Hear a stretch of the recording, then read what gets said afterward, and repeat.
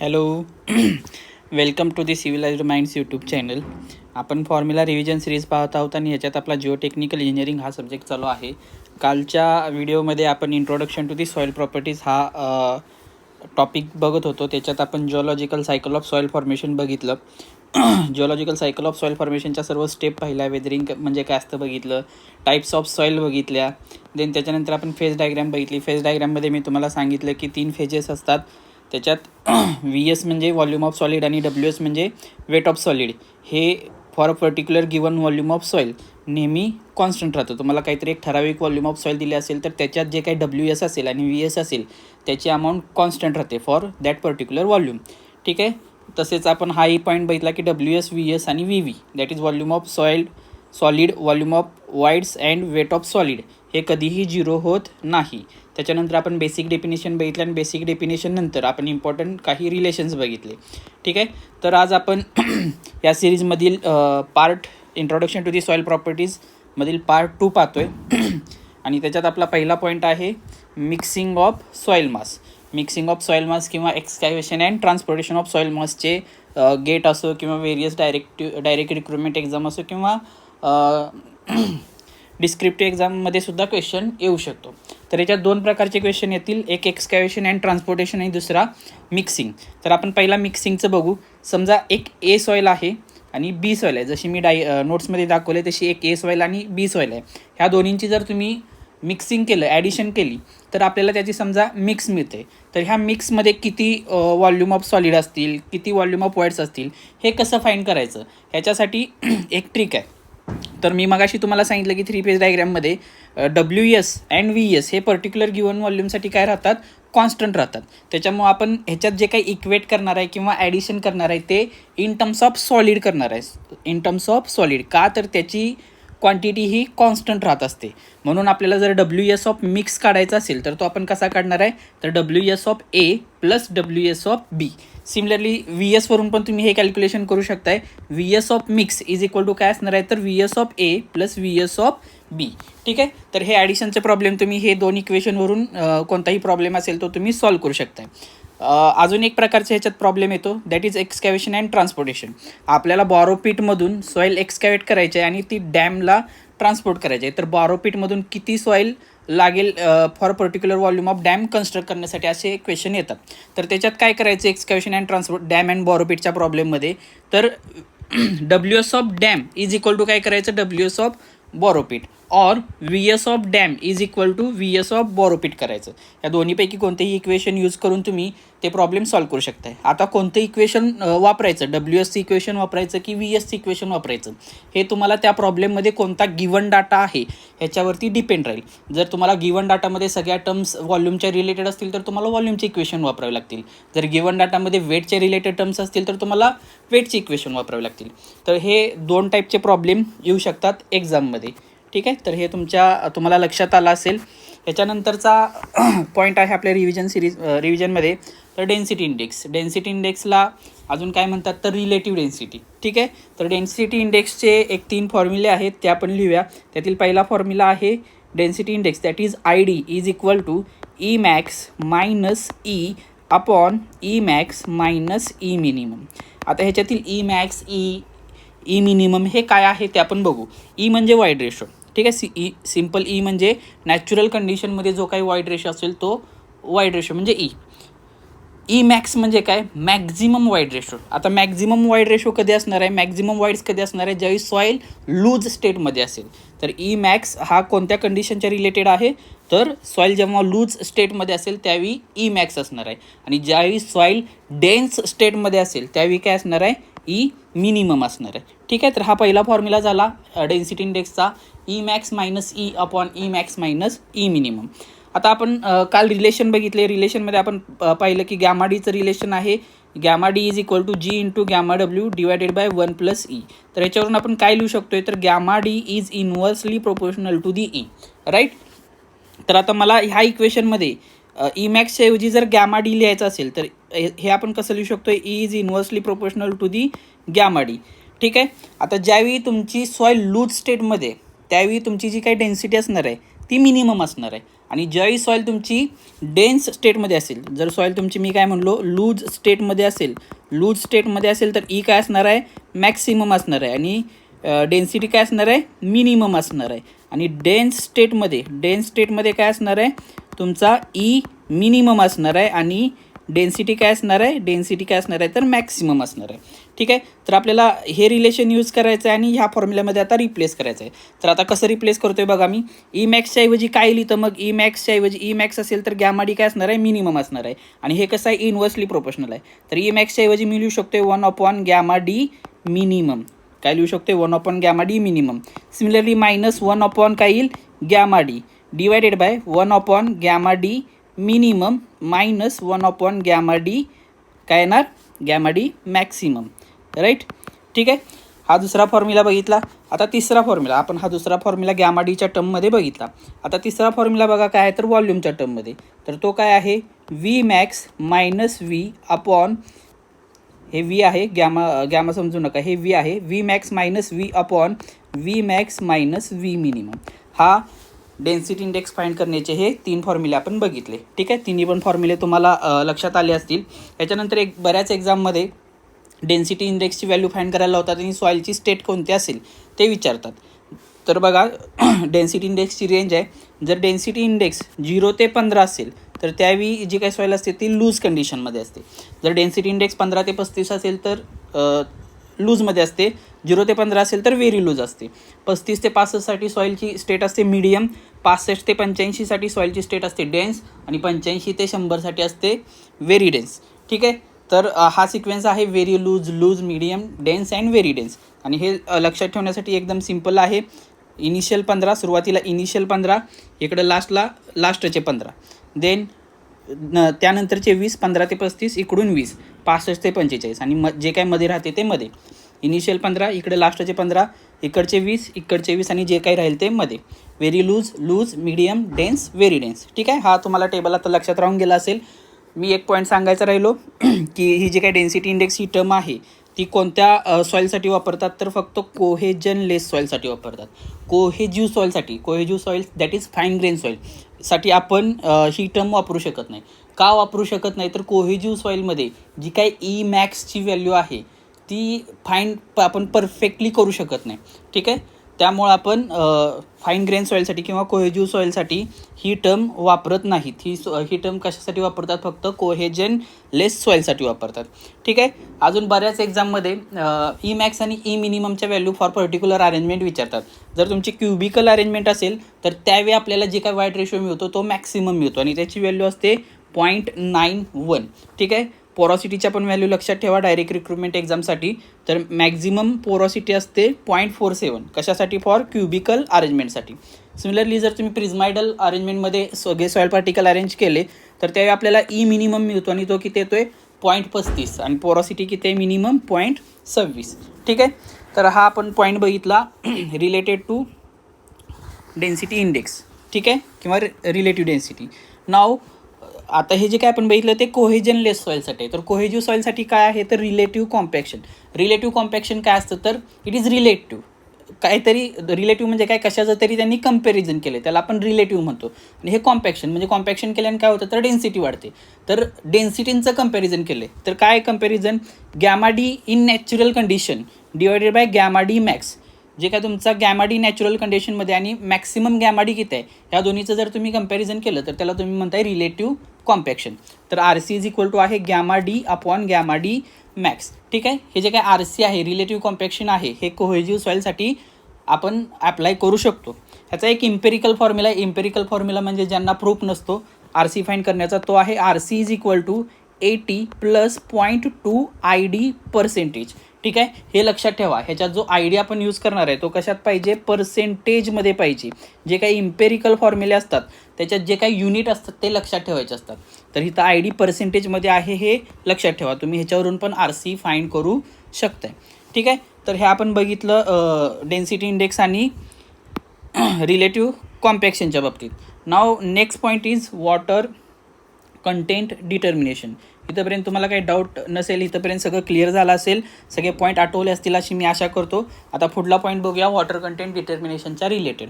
Water content डिटर्मिनेशनच्या आधी सॉईलमध्ये कोणत्या कोणत्या प्रकारचं वॉटर असतं ते आपण थोडक्यात रिवाईज करू.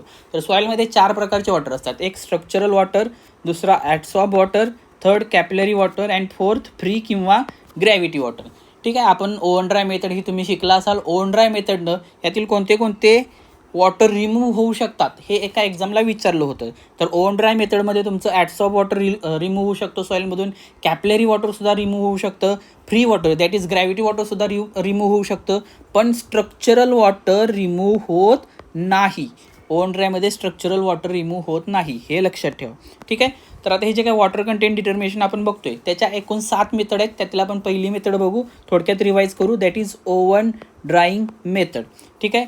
ओव्हन ड्राईंग मेथडची तुम्हाला प्रोसिजर मी इथं रिपीट करत बसणार नाही, कारण की हा आपला रिव्हिजन सिरीज आहे. रिव्हिजन सिरीजमध्ये आपल्याला थोडक्यात जायचं आहे. तर फक्त ह्याचे इम्पॉर्टंट पॉईंट सांगतो मी मेथड्सचे सगळ्या. तर ओव्हन ड्राय मेथड जी आहे ती सगळ्यात ॲक्युरेट आहे, मोस्ट ॲक्युरेट लॅब मेथड आहे. ठीक आहे. याच्यामध्ये आपण पहिल्यांदा एक एम्प्टी कंटेनर घेतो, त्याच्यात नंतर वेट सॉईल ठेवतो, त्याचं वेट घेतो, देन वेट जी काय वेट सॉईल आहे ती ओव्हन ड्रायमध्ये ठेवतो टेम्परेचर काही ठराविक टेम्परेचरसाठी, देन 24 तासानंतर ती बाहेर काढतो आणि त्याचं ड्राय वेट घेतो. आणि त्याच्यावरून एक आपला फॉर्म्युला आहे, water content is equal to W2 - W3 upon W3 - W1 into 100. तर ह्याच्यातील W1, W2, W3 काय आहे मला तुम्हाला सांगावं लागेल. तर W1 आहे जे काय आपण छोटासा कंटेनर घेतला असेल, ठीक आहे, त्याचं वेट, एम्प्टी वेट. W2 आहे त्याच्यात जी काय आपण तो कंटेनर प्लस त्याच्यात जी काय आपण सॉईल टाकले असेल वेट सॉईल त्याचं वेट. आणि W3 काय आहे तर ओव्हनमधून आपण ज्यावेळी कंटेनर बाहेर घेतो 24 तासानंतर त्यावेळी जी काही सॉईल ड्राय झाली असेल ती ड्राय सॉईल प्लस कंटेनरचं वेट. तर W1 काय आहे एम्प्टी कंटेनरचं वेट, W2 काय आहे कंटेनर प्लस वेट सॉईलचं वेट, आणि W3 काय आहे कंटेनर प्लस ड्राय सॉईलचं वेट. आणि याच्यावरून आपण वॉटर कंटेंट फाइंड करू शकतो. W is equal to W2 - W3 upon W3 - W1 into 100. ठीक आहे. आता हे जे काय आपण ओव्हनमध्ये कंटेनर ठेवतो तो नॉर्मली इनऑर्गॅनिक सॉईलसाठी किती टेम्परेचरला ठेवतो तर 105 ते 110 डिग्री सेल्सिअसला. पण जर सॉईल तुमची ऑर्गॅनिक सॉईल असेल तर हे टेम्परेचर 60 डिग्रीपेक्षा जास्त नसावं. आणि जर सॉईलमध्ये जिप्सम असेल तर हे टेम्परेचर 80 डिग्रीपेक्षा जास्त नसावं. हे काही इम्पॉर्टंट पॉईंट आहेत ओव्हन ड्राईंग मेथड बाबतीत. ठीक आहे. याच्यानंतरची मेथड आहे sand bath method. Sand bath method म्हणजेच ही सँडमध्ये आपण जर समजा तुमच्याकडं ओव्हन अवेलेबल नसेल, फील्डवरती आपल्याकडे कधी कधी ओव्हन रेडीली अवेलेबल नसतो, ओव्हन ड्राय मेथड करायची असेल तर ते आपल्याला लॅबमध्ये करावं लागेल. आणि तुम्हाला फील्डवरती एकदम रॅपिडमध्ये वॉटर कंटेंट फाइंड करायचं आहे तर त्यावेळी तुम्ही सँड बाथ मेथड यूज करू शकताय.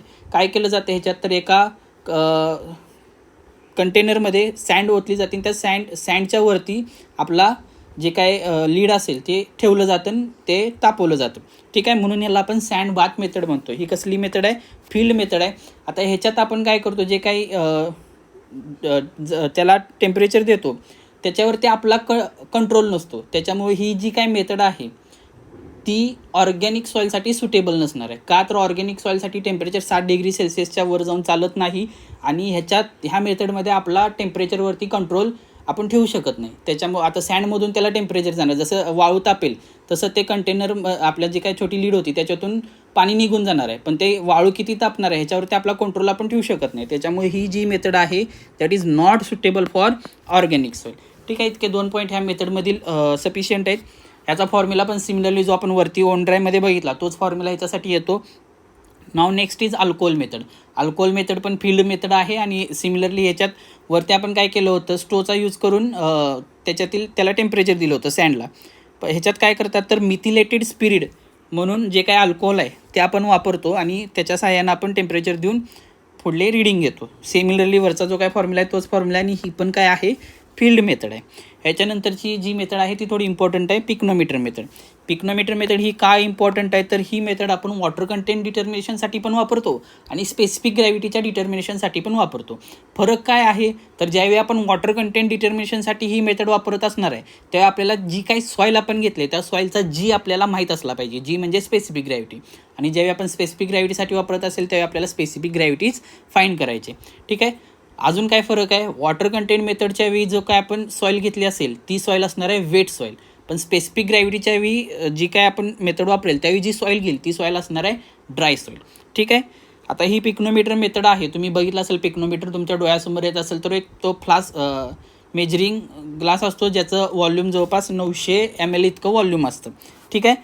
ही जी मेथड आहे ही कोहेजन लेस सॉईलसाठी सुटेबल आहे. फक्त कोहेजिव्ह सॉईलसाठी ही मेथड सुटेबल नाही, suitable only for cohesion less soil. आता ह्याच्यात W1, W2, W3 आणि W4 काय असतं मी थोडक्यात सांगतो. W1 काय असतं तर एम्प्टी वेट. W1 काय आहे तर empty weight of container. W2 हा जो काय तुमचा समजा असा एक कंटेनर आहे, हा एक समजा असा कंटेनर आहे, ह्याचं जर जे एम्प्टी वेट घेतलं तुम्ही तर ते म्हणजे असणार आहे W1. W2 काय आहे तर ह्याच्यामध्ये जर तुम्ही ह्या कंटेनरमध्ये जे काय सॉईल, ज्या सॉईलचं तुम्हाला वॉटर कंटेंट फाईंड करायचं आहे ती सॉईल तुम्ही ॲड केली आणि ह्याचं वेट घेतलं, सॉईल प्लस कंटेनरचं वेट घेतलं तर त्याला तुम्ही काय म्हणणार आहे W2 म्हणणार आहे.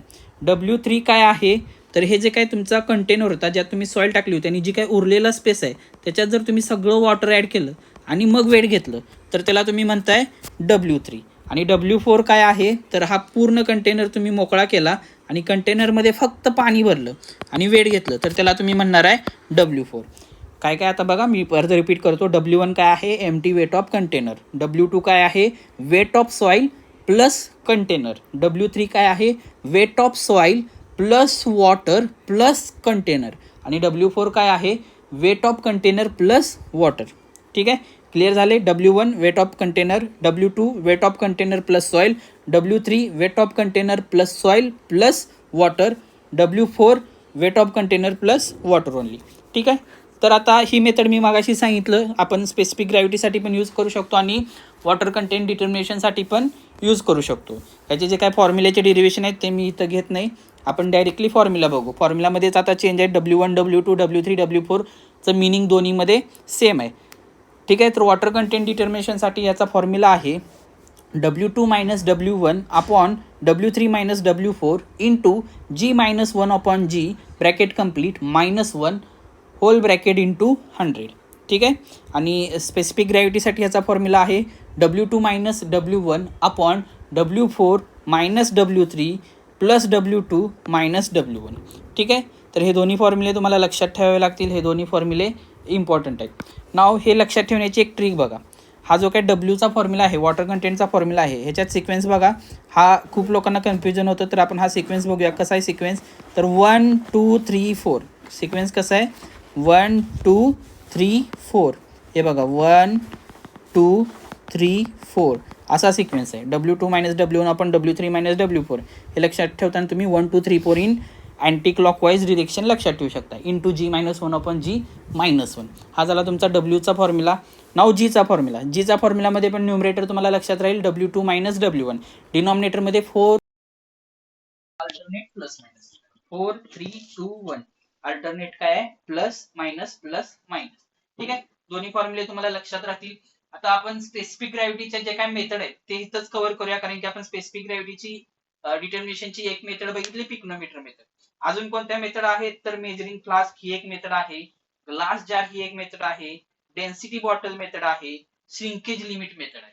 ठीक आहे. हे आपण पाहिलं. आता पिकनोमीटर मेथड आपण ही कशासाठी आहे मी सांगितलं तर कोहेजन लेस सॉइल साठी आहे. तर कोहेजिव्ह सॉइल साठी आपण ही मेथड वापरू शकत नाही का तर वापरू शकतो. पण जर तुम्हाला कोहेजिव्ह सॉइल साठी ही मेथड वापरायची असेल तर कोहेजिव्ह सॉइल साठी वापरायची असेल तर काय करावं लागेल इन्स्टेड ऑफ वॉटर तुम्हाला काय यूज करावं लागेल यूज केरोसिन. काय करावं लागेल केरोसिन यूज करावं लागेल. जी तुम्ही कोहेजिव्ह सॉइलची स्पेसिफिक ग्रॅव्हिटी फाइंड करताना तुम्ही पिकनोमीटर मेथड सुद्धा यूज करू शकताय पण त्यावेळी तुम्हाला वॉटरच्या ऐवजी केरोसिन जर तुम्ही यूज केलं तर तुम्ही ही मेथड वापरू शकता. वॉटरच्या ऐवजी केरोसिन का वापरतात केरोसिन हे जास्त पसरतं वॉटर पसरतं. फाईन ग्रेन सॉइल मधील जे काय व्हाईट्स असतात ते एकदम लहान असतात आणि ते जर त्याच्यात तुम्ही कमी पसरणारं लिक्विड टाकलं तर ते वॉटर सगळ्या व्हाईट्समध्ये जाऊ शकणार नाही. म्हणून वॉटरच्या ऐवजी केरोसिन आपण वापरतो जेणेकरून केरोसिन जास्त पसरतं आणि ते सगळ्या व्हाईट्समध्ये पोचू शकेल आणि मग आपण व्यवस्थित जी कॅल्क्युलेट करू शकेल. ठीक आहे. फाईन ग्रेन सॉइलसाठी काय करायचं आहे ते ह्याच्यात समजलं. Now next method is calcium carbide method. Calcium carbide ही क्विकेस्ट मेथड आहे. ज्या काही मेथड अवेलेबल आहेत त्यातील ही कॅल्शियम कार्बाईड ही क्विकेस्ट मेथड आहे आणि ही आपण फील्डवरती वापरतो. ह्या मेथडची प्रोसिजर मी सांगत नाही, फक्त ह्याच्यात एका एक्झाममध्ये विचारलं होतं की कॅल्शियम कार्बाईडमध्ये कोणता गॅस एक्झर्ट होतो, तर ॲसिटिलीन गॅस C2H2 हा तिथे एक्झर्ट होतो आणि ते जे काय प्रेशर देतं त्या प्रेशरवरून आपण वॉटर कंटेंट डिटरमाइन करतो. ठीक आहे. नेक्स्ट मेथड आहे रॅडिएशन मेथड. रॅडिएशन मेथडमध्ये काय केलं जातं, तर तुमचे दोन तुम्ही केसिंग सोडता. एका केसिंगमध्ये कोबाल्ट-60 हा रेडिओ ॲक्टिव्ह मटेरियल सोडता, तर दुसऱ्या केसिंगमध्ये डिटेक्टर टाकता. तर ह्या कोबाल्ट-60मधून हे जो काही रेडिओ ॲक्टिव्ह मटेरियल आहे त्याच्यातून प्रोटॉन न्यूट्रॉन वगैरे रिलीज होतात आणि ते डिटेक्ट करून तुम्ही वॉटर कंटेंट फाईंड करू शकता आणि ही फील्ड मेथड आहे. ठीक आहे. ह्याच्यानंतरची मेथड आहे torsion balance method. Torsion balance ही लॅब मेथड आहे आणि ही कधी वापरतात, जर तुमची जी काही सॉईल आहे ती सॉईल ॲटमॉस्फिअरमधला जर मॉइश्चर कंटेंट इमिजिएटली ॲब्सॉर्ब करत असेल, तर तुम्ही समजा तुम्हाला एका लोकेशनवरून दुसरं इथं तुम्ही सॉईलचे रीडिंग घेतलेत आणि तुमचं वेईंग मशीन इथं आहे, तर इतकं डिस्टन्स जाताना ते जर ॲटमॉस्फिअरमधील सॉईल लगेच मॉइश्चर ॲब्सॉर्ब करत असेल, तर तुम्हाला जे काही रीडिंग मिळतील ते इनॲक्युरेट मिळतील. मग अशा वेळी काय करायचं, तर टॉर्शन बॅलन्स मेथड वापरायची. जर तुमच्याकडे अशी सॉईल आहे जी ॲटमॉस्फिअरमधील मॉइश्चर लगेच ॲब्सॉर्ब करते, त्यावेळी तुमचे रीडिंग चुकू शकतात जर तुम्ही काही डिस्टन्स ट्रॅव्हल केलं मटेरियल घेऊन त्यावेळीसुद्धा.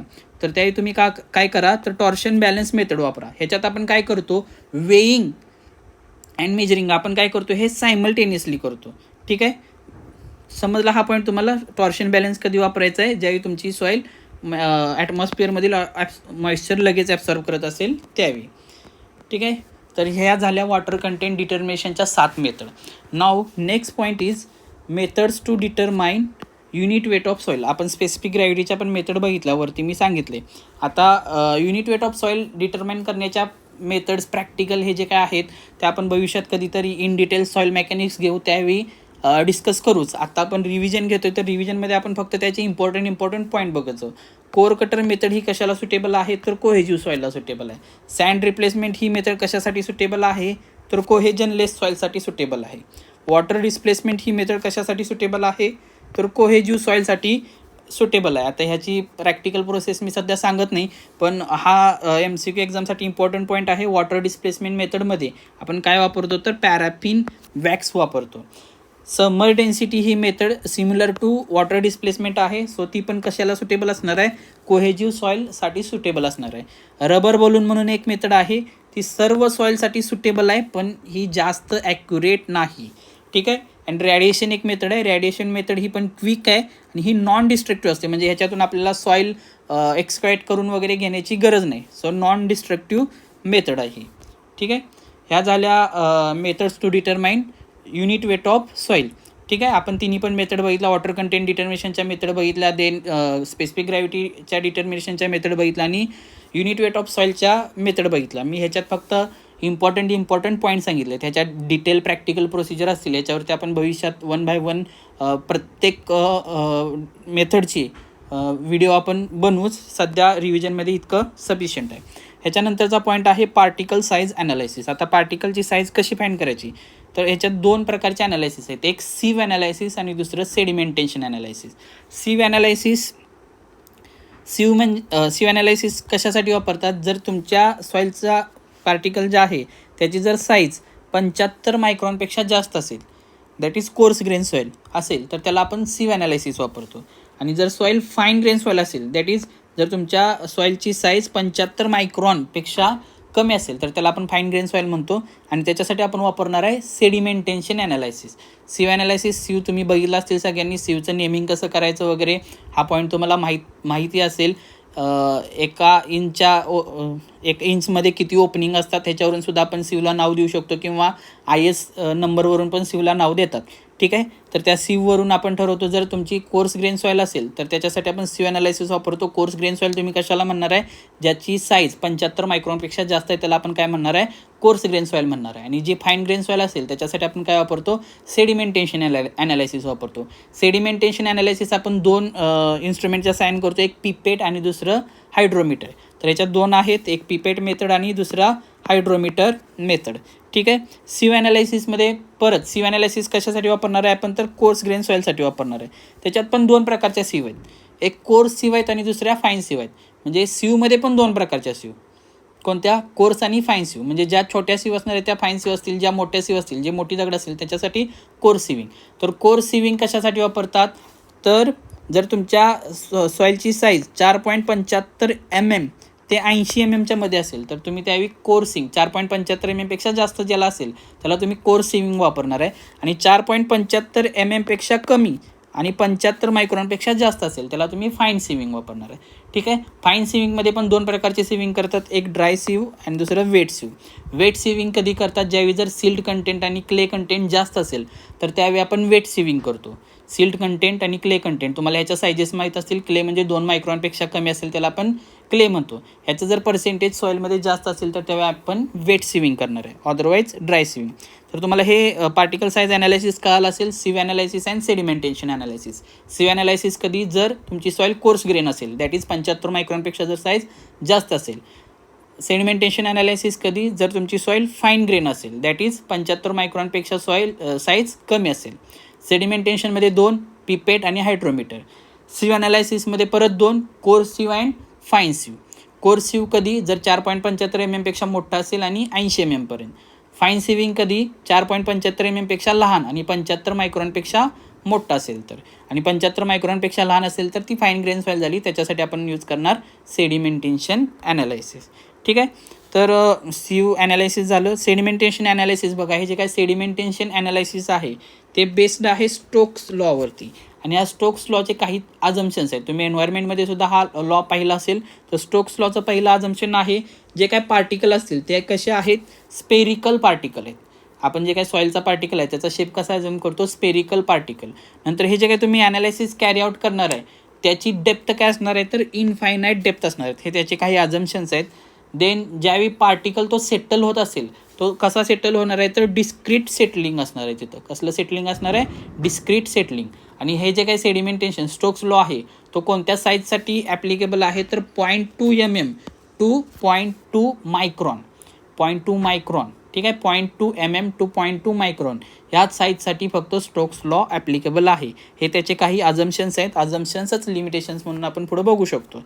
तर आपण ह्याच्यात काय करतो? एक ठराविक हाईटला रीडिंग घेतो की समजा हाईट आहे याची आणि त्या हाईटला पार्टिकल पोचायला किती टाईम लागला तो म्हणजे T.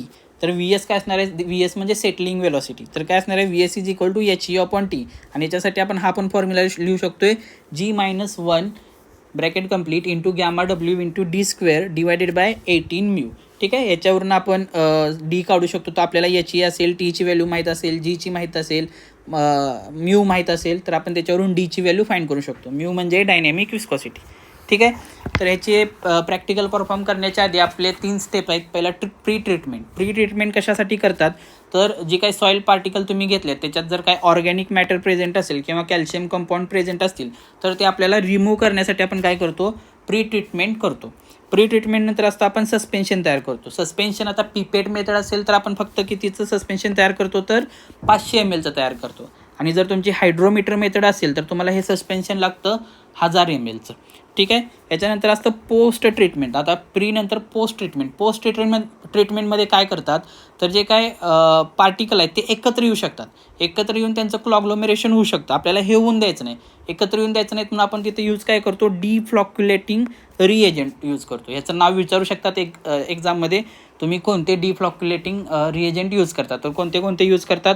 Sodium hexametaphosphate, then sodium oxalate and sodium silicate. हे काही नावं आहेत डिफ्लॉक्युलेटिंग एजंटचे. ठीक आहे. तर ह्या प्रकारे तुम्ही सस्पेन्शन तयार करू शकता. आणि सस्पेन्शन तयार केल्यानंतर पिपेट मेथड असो किंवा हायड्रोमीटर मेथड असो दोन्हींचे रीडिंग आणि ऑब्झर्वेशन घेण्याची पद्धत सेम आहे. फरक फक्त त्याचं किती सस्पेन्शन घेता. याच्यात 500 ml घेता, त्याच्यात पिपेटमध्ये 500 ml घेता, हायड्रोमीटरमध्ये 1000 ml घेता. ठीक आहे. बाकी रीडिंग वगैरे घेण्याची थोडी पद्धत वेगळी आहे. पिपेटमध्ये तुम्ही कॉन्स्टंट डेप्थ ठेवता, हायड्रोमीटर मेथडमध्ये कॉन्स्टंट डेप्थ नसते. ते जिथं जाऊन सेटल होईल तिथंपर्यंत आपण रीडिंग घेतो. ठीक आहे. तर हायड्रोमीटर मेथड थोडं अजून बघू. त्याच्यातील 1-2 पॉईंट. हायड्रोमीटर मेथड ही जी काही मेथड आहे ते आपण स्पेसिफिक ग्रॅव्हिटी आणि डेन्सिटी फाईंड करण्यासाठी सुद्धा यूज करू शकतो. आपण जी काही रीडिंग घेणार आहे हायड्रोमीटरमध्ये त्याला समजा मी RH म्हणलो तर त्याच्यावरून आपला डेन्सिटी ऑफ लिक्विड सस्पेन्शनचा फॉर्म्युला असणार आहे. Density of liquid suspension is equal to 1 plus R H upon 1000, 1 plus R H upon 1000. ठीक आहे, हे डेन्सिटी आहे, मी डेल्टा लिहिलं इथं, हे डेन्सिटी आहे. Density of liquid suspension is equal to 1 plus R H upon 1000. ठीक आहे. नाव हे जे काही रीडिंग ऑफ हायड्रोमीटर आहे, जसं नॉर्मली काय होतं, जसं आपण वर जातो तसं रीडिंग काय होत जातात, वाढत जातात. पण रीडिंग ऑफ आणि जसं खाली जातो तसे काय होतात, रीडिंग कमी होत जातात. नॉर्मली काय असतं, जसं वर जातो तसे रीडिंग वाढत जातात, खाली जाईल तसे रीडिंग कमी होत जातात. हायड्रोमीटरमध्ये उलटा, हायड्रोमीटरमध्ये काय आहे तर जसं तुम्ही डाऊनवर्ड जात आहे तसे रीडिंग तुमचं काय होत जाते, वाढत जाते. हायड्रोमीटरमध्ये रीडिंग जसं डाऊनवर्ड जाल तसं रीडिंग वाढत जाणार आहे. ठीक आहे. आता ह्याला हायड्रोमीटर जे काही रीडिंग असेल त्याला काही करेक्शन आहेत. त्यातील पहिलं करेक्शन आहे मिनिस्कस करेक्शन. मिनिस्कस करेक्शन नेहमी कसं असतं, ऑलवेज पॉझिटिव्ह असतं. देन टेम्परेचर करेक्शन, ह्याचे रिझन्स वगैरे आपण पुढे बघू. ज्यावेळी मी एखादा व्हिडिओ घेईलच ह्याच्यावरती भविष्यात, त्यावेळी मी ॲक्च्युअल रिझन सांगेल. सध्या रिव्हिजनमध्ये फक्त इतकं लक्षात ठेवा, meniscus correction is always positive. Temperature correction positive पण असू शकतं आणि निगेटिव्ह पण असू शकतं. तर पॉझिटिव्ह कधी असतं, ज्यावेळी तुमचं टेम्परेचर 27 डिग्री सेल्सिअसपेक्षा जास्त असतं, त्यावेळी हे करेक्शन, टेम्परेचर करेक्शन पॉझिटिव्ह घ्यायचं. आणि जर टेम्परेचर तुमचं 27 डिग्रीपेक्षा कमी असेल तर हे करेक्शन निगेटिव्ह घ्यायचं. ह्याच्यानंतरचं आहे dispersing agent correction. Dispersing agent correction हे नेहमी निगेटिव्ह असतं. तर तुमचं करेक्टेड रिडिंग काय येणार आहे, corrected reading R H C is equal to R H plus meniscus correction that is positive. Temperature correction positive पण असू शकतं, निगेटिव्ह पण असू शकतं. आणि डिस्पर्सिंग एजंट करेक्शन निगेटिव्ह. ठीक आहे, तुम्हाला ह्या मेथड समजल्या असतील अशी मी आशा करतो. तर आपण याच्यातून काय केलं तर पार्टिकल साईज फाइंड केली आणि पर्सेंटेज फायनर फाइंड करतो. ठीक आहे, आणि आपण एक कर्व ड्रॉ करतो. काय कर्व ड्रॉ करतो तर percentage फायनर वर्चेस particle size that is diameter. ह्या कर्वला आपण म्हणतो ग्रेन साईज डिस्ट्रीब्युशन कर्व. काय म्हणतो ह्या कर्वला, ग्रेन साईज डिस्ट्रीब्युशन कर्व. ह्यातील जे काय पर्सेंटेज फायनर आहे हे आपण सिम्पल अरिथमॅटिक स्केलवरती ड्रॉ करतो. आणि ही जी काय पार्टिकल साईज आहे दॅट इज डायमीटर हे आपण लॉग स्केलला ड्रॉ करतो. कोणत्या स्केलला, लॉग स्केलला. म्हणून ह्या कर्वला काय म्हणतात, सेमी लॉग कर्व. एका ॲक्सिसला अरिथमॅटिक आहे, एका ॲक्सिसला लॉग आहे, म्हणून सेमी लॉग कर्व. ठीक आहे. तर हे ज्यावेळी तुम्ही कर्व ड्रॉ करता तुम्हाला ह्याच्यात 4 प्रकारच्या सॉईल मिळतात, ग्रेडेशन मिळतात. तर ते 4 ग्रेडेशन कोणते आहेत तर well graded soil. Then second आहे पुअरली ग्रेडेड सॉईल. थर्ड आहे gap graded soil. And then next आहे युनिफॉर्मली ग्रेडेड, किंवा त्यालाच आपण गॅप ग्रेडेड, पुअरली ग्रेडेड म्हणू शकतो. ठीक आहे. तर वेल ग्रेडेड सॉईल म्हणजे काय, जर ज्या सॉईलमध्ये सगळे पार्टिकल प्रेझेंट आहेत, सगळे पार्टिकल प्रेझेंट असेल तर त्याला आपण काय म्हणणार आहे, वेल ग्रेडेड सॉईल. जर एखाद्या सॉईलमध्ये सगळ्या प्रकारचे पार्टिकल प्रेझेंट नसतील तर त्याला आपण म्हणणार आहे poorly graded soil. Then gap graded soil म्हणजे काय, एखाद्या पार्टिकलचे साईज मिसिंग असणार आहेत. समजा तुमच्याकडं 0 ते 10 आहे आणि 10 ते 20चं मिसिंग, 10 ते 20 mm हा मिसिंगच आहे, तर त्याला तुम्ही काय म्हणणार आहे, गॅप ग्रेडेड सॉईल. ठीक आहे. एखादी particle, in this case some of the particle sizes are missing, काही पार्टिकल मिसिंग असतील तर त्याला गॅप ग्रेडेड म्हणायचं. आणि युनिफॉर्मली ग्रेडेड म्हणजे काय, एकाच साईजचे पार्टिकल प्रेझेंट आहेत, त्याला आपण म्हणणार आहे युनिफॉर्मली ग्रेडेड. ह्या कर्वचे शेप पण बघून घ्या. जर तुमचा कर्व असा मोठा सगळीकडं सगळ्या ह्याच्यातून जात असेल तर तो काय असणार आहे, हा कर्व 1 दाखवला आहे, हा 1 काय असणार आहे, वेल ग्रेडेड सॉईलचा असणार आहे, कारण की ह्या कर्वमध्ये सगळे पार्टिकल येतात, त्याला आपण म्हणणार आहे वेल ग्रेडेड सॉईल. आता हा कर्व 2 बघा, हा कर्व 2 कशासाठी असणार आहे, ह्याच्यात फक्त ठराविकच सायजेस आहेत, सगळे सायजेस नाहीत, म्हणून हा काय असणार आहे, पुअरली ग्रेडेडसाठी असणार आहे. कर्व 3 बघा कशासाठी असेल तर ह्याच्यात इथून तुमचा असा कर्व आला, इथून अशी ही आडवी लाईन आली, आडवी लाईन आली म्हणजे हे पार्टिकल प्रेझेंट नाही आहेत, तर हा काय असणार आहे, गॅप ग्रेडेड असणार आहे. ठीक आहे. असे कर्वसुद्धा एक्झाममध्ये विचारू शकतात, हा असा कर्व देतील आणि हा कोणत्या सॉईलचा आहे असं विचारतील. ठीक आहे. याच्यानंतर आपण CU आणि CC बघणार आहे. CU म्हणजे काय तर कोएफिशियंट ऑफ युनिफॉर्मिटी, आणि CC म्हणजे काय तर coefficient of curvature. Coefficient of uniformity म्हणजे त्याचा फॉर्म्युला आहे D60/D10. ठीक आहे. आणि ते काय सिग्निफाय करतं तर ही जी काय आपण वरती कर्व बघितली त्या PSD कर्व म्हणजे पार्टिकल साईज डिस्ट्रीब्युशन कर्व बघितला वरती, त्याची रेंज सिग्निफाय करतं, म्हणजे किती रेंज, किती साईजचे पार्टिकल प्रेझेंट आहेत हे CU वरून ठरतं. आणि CCचा काय फॉर्म्युला आहे तर D30² × D60, आणि हे सिग्निफाय काय करतं तर जे काय आपण PSD कर्व बघितला त्याचा शेप सिग्निफाय करतं. ठीक आहे. तर आता ह्याच्यात D10 काय आहे, D60 काय आहे, D30 काय आहे, तर D10 म्हणजे अशी साईज ज्याच्यापेक्षा 10% पार्टिकल काय असणार आहेत, फायनर असणार आहेत. अशी साईज ज्याच्यापेक्षा फक्त काय आहेत 10% पार्टिकल फायनर आहेत, त्याला आपण म्हणणार आहे D10. सिमिलरली D30 काय असेल मग, D30 म्हणजे असणार आहे अशी साईज ज्याच्यापेक्षा 30% पार्टिकल फायनर आहेत. D60 काय असणार आहे अशी साईज ज्याच्यापेक्षा 60% पार्टिकल काय आहेत, फायनर आहेत, लहान आहेत. ठीक आहे. ही जी काय D10 आहे त्यालाच आपण म्हणतो इफेक्टिव्ह साईज. त्यालाच आपण काय म्हणतो, इफेक्टिव्ह साईज. आपण CUचा फॉर्म्युला बघितला. CU म्हणजे काय, D60/D10. ह्या जर CUची व्हॅल्यू फॉर ग्रॅव्हलसाठी ह्या जर CUची व्हॅल्यू ग्रेटर दॅन 4 असेल तर त्याला आपण म्हणणार आहे वेल ग्रेडेड ग्रॅव्हल. ठीक आहे. आणि जर CUची व्हॅल्यू ग्रेटर दॅन 6 असेल फॉर सँड तर त्याला आपण म्हणणार आहे वेल ग्रेडेड सँड. जर CUची व्हॅल्यू 1 असेल तर त्यावेळी काय असणार, युनिफॉर्मली ग्रेडेड किंवा पुअरली ग्रेडेड. ठीक आहे. CUची व्हॅल्यू जर ग्रेटर दॅन 4 असेल तर वेल ग्रेडेड ग्रॅव्हल. CUची व्हॅल्यू ग्रेटर दॅन 6 असेल तर वेल ग्रेडेड सँड. आणि CUची व्हॅल्यू 1 असेल तर पुअरली ग्रेडेड. सिमिलरली CCची व्हॅल्यू जर 1 to 3 including 1 and 3 both 1 to 3च्या मध्ये असेल तर त्यावेळी काय असणार आहे, वेल ग्रेडेड सॉईल असणार आहे. आणि जर CCची व्हॅल्यू 1पेक्षा कमी किंवा 3पेक्षा जास्त असेल त्यावेळी गॅप ग्रेडेड किंवा पुअरली ग्रेडेड सॉईल असणार आहे. ठीक आहे. तुम्हाला हे समजलं असेल मी आशा करतो. आज जे काय आपण पॉईंट बघितले ते परत एकदा मी आपण बघूया. आपण आज बघितलं मिक्सिंग ऑफ सॉईल मास. त्यावेळी काय करायचं, ॲडिशन ऑफ करतो आपण वेगवेगळ्या सॉईलची, त्यावेळी काय करायचं ते बघितलं. डेन्सिटी इंडेक्सबद्दल आपण पॉईंट बघितले. वॉटर कंटेंटच्या डिटर्मिनेशनच्या मेथड बघितला. ज्या काही 7 मेथड आहेत त्या 7 मेथड इन डिटेल बघितल्या. त्याच्यातच आपण स्पेसिफिक ग्रॅव्हिटीच्या मेथड्स पण बघितल्या. Then unit weight of soil find करण्याच्या मेथड बघितल्या आणि पार्टिकल साईज ॲनालायसिस बघितलं. पार्टिकल साईज ॲनालायसिसमध्ये CU ॲनालायसिस, सेडिमेंटेशन ॲनालायसिस दोन्ही पण बघितलं. त्याच्यानंतर आपण करेक्शन बघितलं हायड्रोमीटर मेथडचे आणि PSD curve, that is grain size distribution curve किंवा पार्टिकल साईज डिस्ट्रीब्युशन कर्व बघितला. आणि CU आणि CCसाठी काय फॉर्म्युले असतात ते बघितले. आय होप तुमचं इथंपर्यंत व्यवस्थित रिव्हिजन झाले असेल.